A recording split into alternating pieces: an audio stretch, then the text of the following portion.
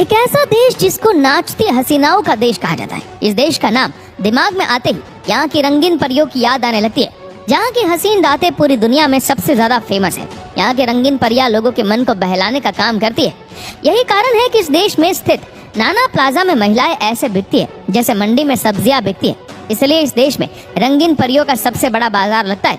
ये रंगीन परियां आपके सारे शौक पूरे कर देगी। इसी देश में रबर का सबसे ज्यादा उत्पादन किया जाता है। एक ऐसा देश जहाँ पर सबसे ज्यादा मगरमच्छों की खेती की जाती है। इस देश में एक ऐसा ट्राइब भी रहता है जहाँ पर एक लड़के को 4 लड़कियों के साथ विवाह करना होता है। इस देश में एक ऐसा टेम्पल भी है जिसको बियर की बोतलों से बनाया गया है। इसी देश को कंट्री ऑफ टेम्पल के नाम से भी जाना जाता है। एक ऐसा देश जहाँ पर भगवान श्री राम और विष्णु जी की पूजा की जाती है। आज हम बात करेंगे रंगीन परियों के देश थाईलैंड की। क्या आपको पता है कि थाईलैंड के सी साकेट में एक ऐसा मंदिर मौजूद है जिसे पूरी तरह से बियर की बोतलों से बनाया गया है। इस मंदिर को बनाने में करीब 1.5 मिलियन बियर बोतल का इस्तेमाल किया गया है। मंदिर को अगर आप दूर से देखेंगे तो वो सामान्य नजर आएगा, लेकिन जैसे ही आप इसके नजदीक जाएंगे तो आप देखेंगे इस मंदिर में हर जगह पर बियर की बोतलें लगी हुई है। इसके चारों तरफ इंटीरियर भी बियर की बोतलों से सजाया हुआ है। इसलिए इस टेम्पल को टेम्पल ऑफ मिलियन बोतल के नाम से भी जाना जाता है। दुनिया का सबसे ज्यादा और सबसे बड़ा फूलों का एक्सपोर्टर थाईलैंड ही है। यहाँ पर फूलों की खेती सबसे ज्यादा की जाती है। थाईलैंड हर साल फूलों के एक्सपोर्ट से लगभग $2.5 बिलियन कमाता है। इस देश में लगभग 100 थाई फूलों के एक्सपोर्टर हैं। आज के समय में थाईलैंड साउथ ईस्ट एशिया में ऑटो असेंबलिंग इंडस्ट्री का एक प्रमुख केंद्र है। ये इंडस्ट्री थाईलैंड और थाई लोगों के लिए रोजगार और इनकम का जरिया है और यहाँ स्टील प्रोडक्शन इंडस्ट्री को आने वाले समय के लिए डेवलप किया जा रहा है। इसके अलावा थाईलैंड में ही दुनिया का दूसरा सबसे बड़ा टंगस्टन प्रोडक्शन इंडस्ट्री है।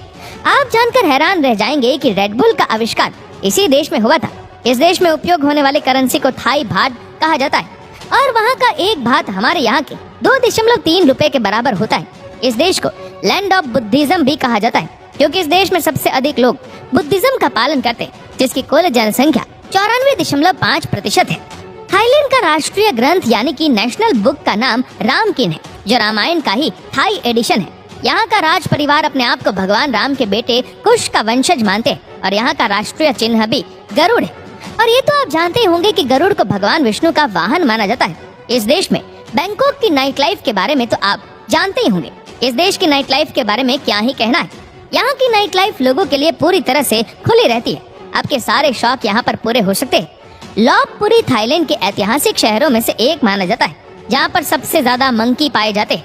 इसलिए इसे सिटी ऑफ मंकी भी कहा जाता है। ये शहर थाईलैंड की राजधानी बैंकॉक से लगभग 150 किलोमीटर की दूरी पर स्थित है। इस देश का कॉलिंग कोड +66 और इंटरनेट डोमेन नेम .th है। गोल्डन शॉवर फूल को इस देश का नेशनल फ्लावर माना जाता है। एशियन एलिफेंट को इस देश का नेशनल एनिमल माना जाता है। शामीज फायरबैक को इस देश का नेशनल बर्ड माना जाता है। मंगो जटीन को थाईलैंड का नेशनल फ्रूट माना जाता है।